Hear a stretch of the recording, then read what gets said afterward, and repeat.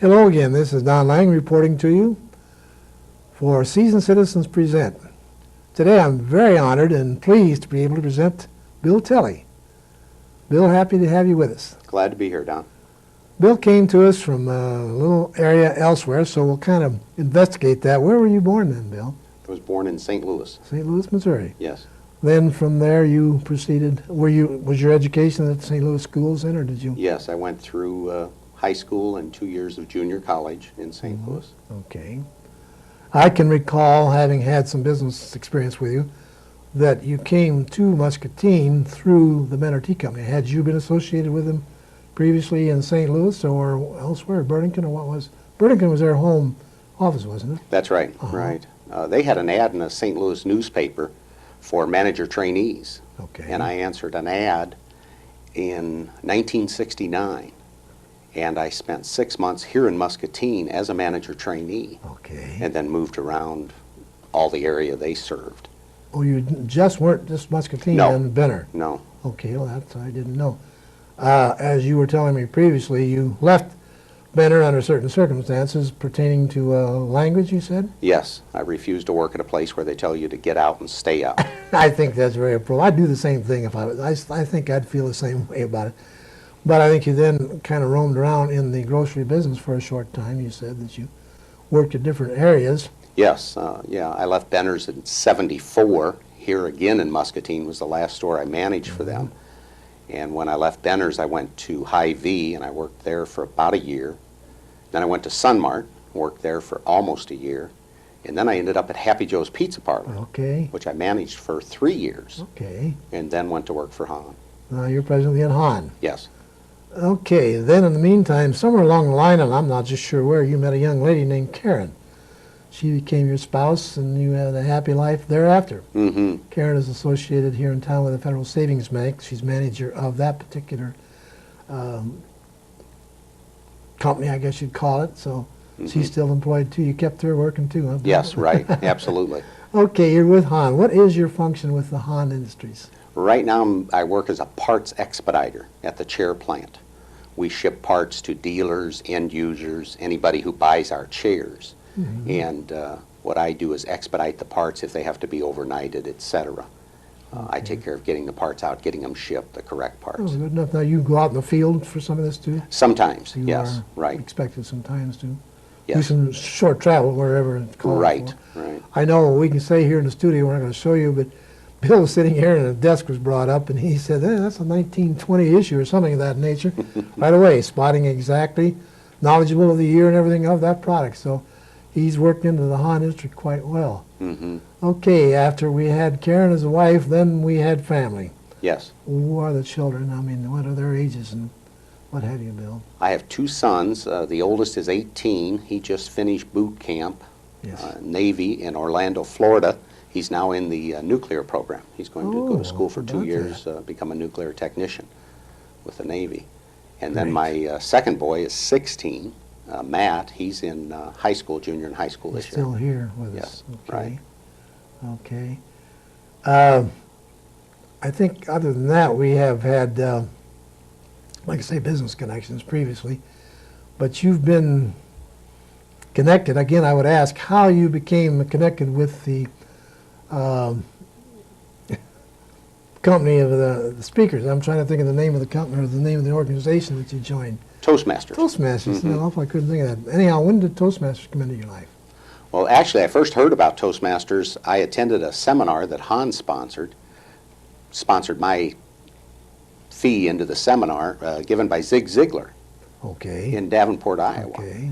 At Big the name. Masonic Temple. Yes, I went up in a seminar, and Zig talked about building confidence, how to build your confidence, and his suggestion is to take your greatest fear and conquer that. And then he also mentioned that a lot of people's greatest fear was public speaking, standing up before a group yes. and making a presentation. Oh, yes. Well, he hit the nail on the head with me, and then he mentioned Toastmasters as a way to help conquer that fear. And I didn't even realize it at the time, but Hahn sponsored 2 Toastmaster clubs. And that week I got back to the office, and I think it was the day after the seminar, a coworker invited me to a Toastmaster meeting at Hahn. Yeah. And I thought, this is meant to be. What a revelation Yeah. in your life. This was a Really? sign. I Yes. had to join. Yes. So you've been associated with them then how long? How long has that been? I joined Toastmasters in 1983. 83, so you're 11 years. with 11 years with them Mhm. now. Okay, from that experience, Bill has become quite accomplished in speaking. As I say, he's quite an orator. If you've ever heard him, you know that he has a certain talent that's just outstanding. He can hold your interest and still not be boring with it. I don't think you'd go to sleep in any of his particular orations. I think he is so well versed in the subjects that's chosen, and he does have a variety. You don't stick with any particular one item to speak on, do you, Bill, particularly? Or Not how do really. you choose them? I mean, is there a way you choose a particular subject to expound on? Well, the thing I like to do most is do after-dinner presentations, banquet presentations. I do seminars also, and that I've got several different topics, stress management, goal setting. Well, you actually, okay, yeah, Yes. you work right into a program as Yes. for that company if they desire. Oh, that's great. No, I Right. didn't know. So you've performed throughout, well, the Midwest more or less. I don't think you've really kept yourself within this era. I think you've been around the Midwest somewhat speaking, haven't you? Right. Pretty well. The farthest I've gone was Florida. I did Oh. one in Florida and I did one in Montana, and they were about same distance from Well, for Muscatine. goodness sakes. Yeah. Well, that's great. So you do get around a little bit with that, and I know you enjoy it sincerely. Like you said, Zig Ziglar set you on the right track, and ever since then you have just been very satisfied with your life in that era that you still enjoy it. And if I may kind of invite you to kind of give us a little oration, I'll enjoy listening too, because I haven't had the pleasure of hearing a full presentation. I've not been in any era where I could do that. I wasn't in the right place at the right time, as it would be. So if you'd like to expound a little Sure. bit, we'll be glad to hear some of your... I would like to preface that with how I got started speaking Sure, to outside please do. groups. Toastmasters has speech competition, and they hold it in different places around the state. And one year the speech contest was in Des Moines, and I was one of the contestants and went and did a 5 to 7 minute presentation. Okay. Well, one of the ladies in attendance was on a committee for the professional secretaries for their state meeting to be held later that year. She came up to me after the contest and said, "I really enjoyed your presentation. Would you be willing to speak to the professional secretaries?" How about that? And I said, "Yes, I would." She said, "How much do you charge?"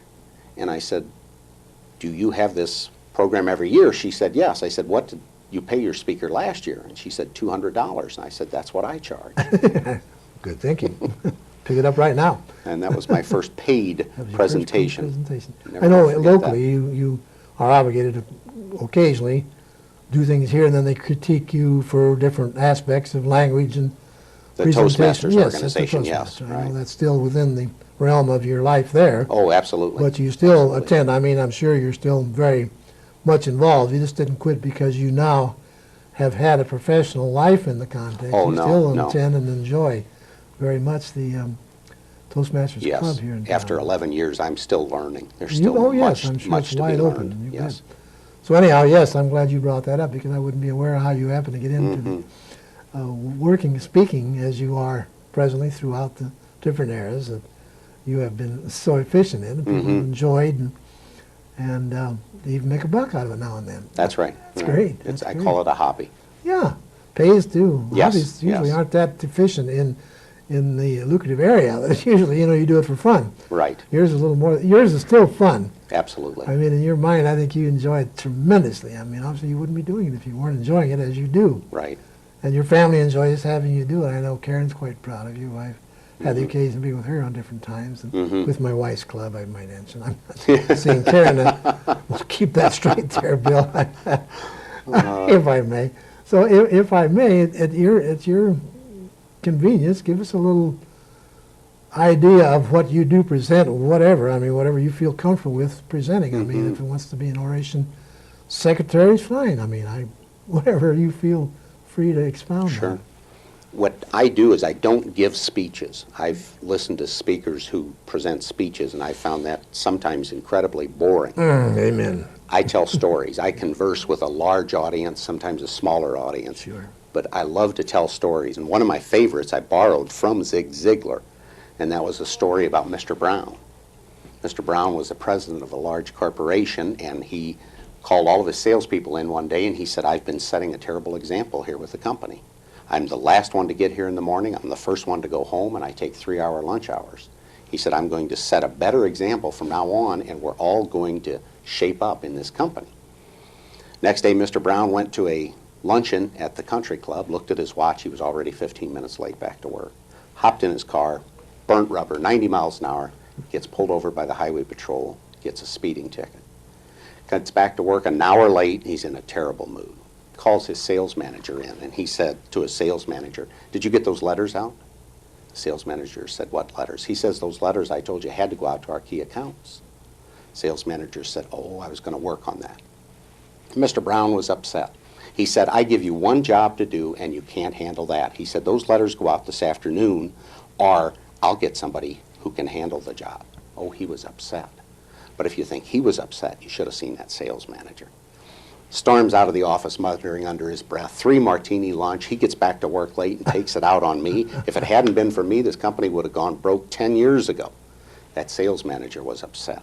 He went into his secretary and he said, you see these letters? She said, yes. He said, one has to go out to every one of our key accounts today. And if you can't get the job done, I'll find somebody who can. Usual message. Oh, was he upset? But if you think he was upset, you should have seen that secretary. She went storming out of the office. All he does is drink coffee, 3 martini lunch with the boss. The boss chews him out, and what does he do? He turns around and passes it off on me. If it hadn't been for me, he'd have been fired 10 years ago. She was upset. She went out to the receptionist, and she said, I know you've got nothing to do but drink coffee and talk to your friends all day. You see these letters? I want each one to go to our key accounts today. And if you can't get the job done, I'll find somebody who can. Oh, the secretary was upset. But if you think she was upset, you should have seen the receptionist. She said all those people do is sit back there and gossip all day, all the secretaries. They've got nothing better to do than bring their work out here and dump it on me, and I've got too much to do now. Oh, that receptionist was upset. Drove home that afternoon, walked in her house, and there was her young son lying on the living room floor in his brand new blue jeans, his not to wear after school blue jeans, with a rip right in the seat of the pants. Oh, she was upset. She said, son, you get upstairs and you go to your room. You're not getting any supper tonight. You'll watch no TV for a week. I've told you 100 times to change those blue jeans when you got home. She was upset. But if you think she was upset, you should have seen the boy. He went flying up the stairs. All she does is goof off at work all day, and I got ripped my blue jeans mowing the grass for her and taking out the garbage and everything, and she takes it out on me. Oh, he was upset. And just about that time, the family's tomcat walked in front of him, which was a mistake. He reached out, gave that cat a big old kick, and said, you've probably been up to no good yourself. Now, this story has 2 morals, and a story always has to have a moral. And number 1, wouldn't it have been a lot easier and saved a lot of people a lot of headaches if Mr. Brown had driven from the country club to the receptionist's house and kicked the cat himself? Amen. Think how many that would have saved. A whole day's work right there, right. Second moral of the story is we live in a cat-kicking world. When you meet somebody in a bad mood, somebody has probably kicked their cat. Don't pass it on. Stop the chain right there. Stop the chain right there. That's excellent. Now there's an example of what Mr. Telle is so efficient at doing. That's like he says, he doesn't wish to be categorized as a great speaker per se. As he's just commented, when he goes out in his ventures, he tries to tell, as he just did, stories that pertain to everyday life. This was excellent. Do you have another little something that you can expound to us? Another little story somewhere in that area? We have a little time left here. Okay. So. The one I did for the Pilots Club just about 2 or 3 weekends ago was a true story. And true stories are always the best. Absolutely. Embellished a little bit. And I told a story. My passion, my hobby is motorcycling. I own and ride motorcycles. I also am a certified instructor with the Motorcycle Safety Foundation. And Beautiful. I teach courses here at Muscatine Community College, Great. motorcycle safety. Well, I told the story of buying a motorcycle in January and riding it home. The idiocy of it, but so true and real that people got a big kick out of that, buying this motorcycle, going to the Harley-Davidson shop and picking up my motorcycle. Dealer asked me, where's your trailer? I said, I'm not going to trailer it. I'm going to ride that thing home. And I did. Right from the showroom floor, as it From were. Bettendorf back to Muscatine down Highway 22. Oh, leave your car there for later Karen rode pickup. me up and followed me Oh, home. there, Karen, Yes. she was again available. Right, right. Oh, these are the things I think that people miss when they go to some of these things, and the speeches are, as I said, boring. You just lose all interest in, like, what's he saying and who cares? But in this case, I think you pique the interest of everyone because it got to hear the finalization of it. I mean, Yes, you know, hey, right. where's it going? I mean, what's next? And what's it Because- pertain to me, right. Right, like the morals. I mean, there were two morals there that wouldn't have been picked up necessarily unless you expounded on them and what they were. Tremendous, Bill. That's great. I wish I had something to reiterate with you. I can't come back with anything in that manner since I'm not trained in that area. But that's tremendous that you picked this up throughout the years of actually working with other gentlemen right here in town. I assume that's from whence it came, Right. Toastmasters. That's Absolutely. how it was picked up. Right. Like I say, you were honored by going to Des Moines and working there, and a lady picking it up and saying, I think you would be excellent for our speaker. And you went from there, Yes. up the ladder. Because I know you're well received throughout the, did I do something to you here? No, no. Throughout the area of being recognized as a great, I mean, they all are seeking you many times, so seeking your talents to go to their clubs and speak. And It's great. it Great is. opportunity. I think you enjoy every moment of it. I do. too. I love Like you it. said, it isn't something that you pass off like, oh, well, who cares? Because I know you thoroughly enjoy it. That's why you stayed with the Toastmasters. Yes. You could have given that up because technically your foundation now is on your own. They are backing, like you said. You feel there's always room for improvement. You're always listening Absolutely. there, Absolutely. and studying with them and speaking with them. So that's just tremendous. I don't know where else. Do you have another? I think we still have a bit of time here. I haven't received any particular idea where we are. I think we're getting close. So you have another little small excerpt that you can throw at us out of your memoirs and everything that you've had so many of? Another story I tell is about Toastmaster speech competition. Okay. Toastmasters every year has what they call the International Speech Contest. You compete in your club. If you win your club, you go to an area contest. If you win your area contest, you go to a division contest. If you win your division contest, you go to a district contest. If you win your district, you go to a regional, and if you win your regional, then you get to compete in the international speech International. I was contest. going to say, I know the international. And one year I had the fortune of making it all the way to the international. And with my family, my wife, my two sons with me, I did not take first place, second place, or third place. I like to think I took fourth, but they didn't. That They wasn't didn't offer- mentioned. Well, that's close enough. But I thought, what a great example, because you can tell your children, you can tell young people today, it's not how you play, whether you win or lose, it's how you play the game. Amen. You But hear what that we constantly. do speaks so loudly, a lot of times they don't hear what we say.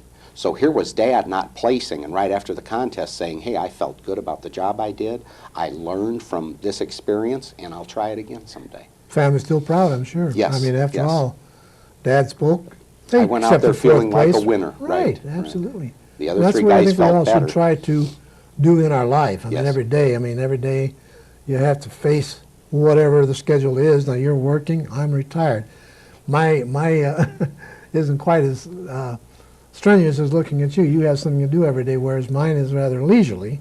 Nothing wrong with that. You will find that someday. And it works, believe me, Bill. I'm it looking works. forward to Amen. finding that someday. It works. The leisurely time is well recepted, Mm-hmm. and it isn't that difficult to work with, I'll guarantee you. Mm-hmm. It can be rewarding to the Absolutely. degree. I mean, and still keeping within the Toastmasters. I'm sure that's something you'd never give up. I don't think Even so. up- I even can't on see doing retirement, that. you'd still, I know different people who are members there that are retired, but they Yes. still attend and enjoy it tremendously. Absolutely. It's a very fine organization, and it is international. I just remember reading that the Toastmasters, now there are what, about 4 clubs in town? There are now in this area 7. 7 clubs. Han sponsors 2. Grain Processing has one. There's a city club that's open to anybody in the city of Muscatine. Oh, I see. Mm-hmm. And Band-Aid sponsors one also. Well, all right, then what you're saying, technically, I'm aware of this now. I couldn't come and join your organization No, per it's se. for That's Han members only, okay. right. The one I would have to seek would be the citywide. The city club, right. Because the others are Band-Aid, and they are within that Company clubs. company, strictly. Mm-hmm. I see. I didn't know that. I knew that. I see in the paper where they, present or tell about the different meetings and what have you. I didn't realize that you were expected to be a member of said company, or Right. you were not eligible for that Because particular the company Toastmasters. actually sponsors those because clubs. well, that's what you first learned of it when you were with Han, that you discovered that they had a club, and you joined somewhere along the area there Yes, and became quite eloquent in it and enjoyed it very much. yes. So happy for you. I mean, that's just tremendous. And having known you for a few years, believe me, when I met Mr. Telle first, I don't think he was quite prepared. I don't think he'd heard Zig Ziglar. I know he hadn't. So he wasn't prepared yet at that time to, he talked to me, I don't say that, but I would hardly recognize him at that time as being an athlete or orator or anything else, because Yes. you weren't even thinking about it. Like you said, that Oh. had not entered your life whatsoever. That's one of the That's, greatest misconceptions today. People who still fear public speaking think that those individuals who do it are somehow different, and that's terribly wrong. When I went to give my first speech in a Toastmaster club, I almost did not go. I was so frightened. I gave up a job promotion one time because I had to do 2 presentations a year, and that frightened me so much. I turned it down, but I gave another reason. But I was petrified. Surely. And people think somehow that the people who go out and give presentations and look fairly well polished in Nothing it are to it. somehow Yeah, different. right. Absolutely No, not. You still have a little bit of a... Absolutely I can not. vouch for that. I've been doing this for about 4 years now. I still sometimes sit down and think, gee, am I going to make it? It's just something in your mind. If you're not, I don't think you're a real professional. Oh, I absolutely. You'll be seriously say flat that if is you don't part- have the right. butterflies. That's part. And again, I think I can ask you, because you're here so frequently, the admonishing, when you're before the audience, thinking that it's all being naked. Now, you've heard that, Yeah. I'm sure. That has no bearing whatsoever. I don't think it really No. will work. No. I'm sure you don't sit and imagine naked No. people that you're speaking to. You have other ways to accomplish your goal there, rather than seeing something like that. I know your mind functions. Yes. Like you say, you may have a little jitter, but that overcomes itself with your own confidence after a while. Absolutely. Well, you want the jitters. Toastmasters doesn't get rid of the butterflies. What they do is keeping them flying in formation. Work for your benefit. Good. Yes. If I'm ready to give a presentation and I'm completely not worried about anything and don't have the butterflies, I will think of something that can go wrong just to give me a little bit of jittery. Sure. To keep you on edge, Jitteriness, as keep it me on were. edge, right. And that right. keeps your Get charged up. that keeps your whole body, in a sense, prepared for the forthcoming oration or whatever you're going to be doing. I can see that. I mean, Yes. I'm not in that particular facet. Like I say, mine's just about this era, but I enjoy this very much. It's a small thing, and I enjoy it very much. Like having guests like yourself who can actually help me by listening to you. I've learned a few things today. Great, great. And I didn't have to join Toastmasters either. But that is something that do you have officers in the Toastmasters? Are you in office with any of them now, or do you? Yes, Toastmasters are all self-run, the entire organization. It's a non-profit organization. And at the club level, it's all run by volunteers. And right now, I'm a sergeant-at-arms. I get the meeting rooms set up, take Okay, care of sure. meals, etc. Okay. But Anything you to do with a have, meeting. per se, in office, although, like you say, everything's Right. volunteer. Yes. You're not voted upon for that. You just, or do you vote? We do that once a Well, year. You actually Yeah, have an we election. elect a new slate of I officers. see. Yes. Well, that's great. Democratic all the way. Yes, absolutely. I think that's fair, too, in our day and age, rather than having this kind of mulling around and say, hey, Bill, do you want to do this today? I mean, that would be a little bit out of proportion, too, I think. But It's very structured, Yeah. and it's not only communication. I think that a lot of people think of the Toastmasters organization as strictly speaking. To me, we're in the confidence business.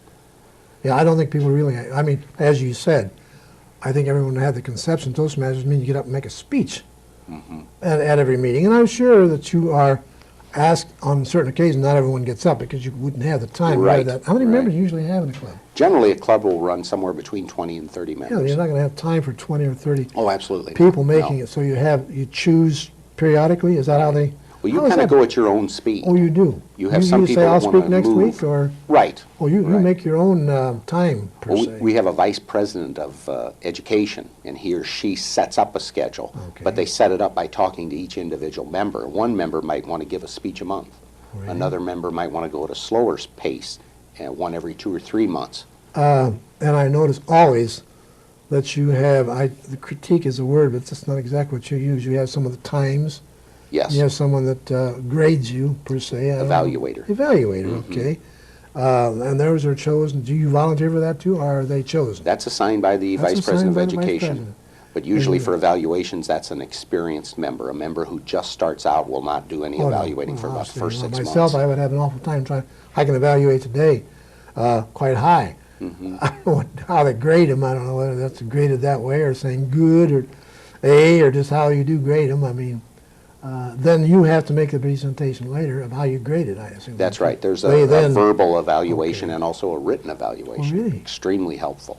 But the thing neat about the Toastmaster program is we evaluate, we don't criticize. No. A no. critic points out strengths and weaknesses. An evaluator points out strengths and weaknesses and tells you how to improve on your strengths and how to Rather than improve being on your critical of it, weaknesses. as you say. Right. Yeah, that's what a Don't critic tell me is. what I'm doing right and wrong. Tell me how I can do better. There you go. And that's the Toastmaster It obviously evaluation. worked quite well in your case. Oh, Because like it's- you said, you came in afraid to even hardly speak to the people in the same room. As you said, Petrified. almost to that area that you really didn't get that excited about speaking to anyone. I mean, other than, hi there, how are you today, and what have you. Normal as a boss, you have to obviously One-on-one, right? get yes. So you have to then do your duty. But other than that, you weren't prepared. But you did quite well, Bill. I congratulate you. Thank you. I thank you so much for taking time out. He is a working gentleman. He is taking time off today with permission, I'm sure. He didn't speak out. He's here on permission. But he does have to get back to work shortly. So we want to take the time to thank you so much for having taken the time to Thank give you us a for little having me. information. It was great. I mean, I am thoroughly enjoying myself. I might have you come to a club sometime, give a little dissertation like that, because it's very fascinating. So Mhm. we thank you all for listening to us today and enjoying Bill as I have. And we thank TCI for, again, allowing us to utilize their studios and for all the wonderful help they give us each and every time. So, again, we thank you for this day, and we will be looking forward to seeing you again in the future. Have a good day. Goodbye.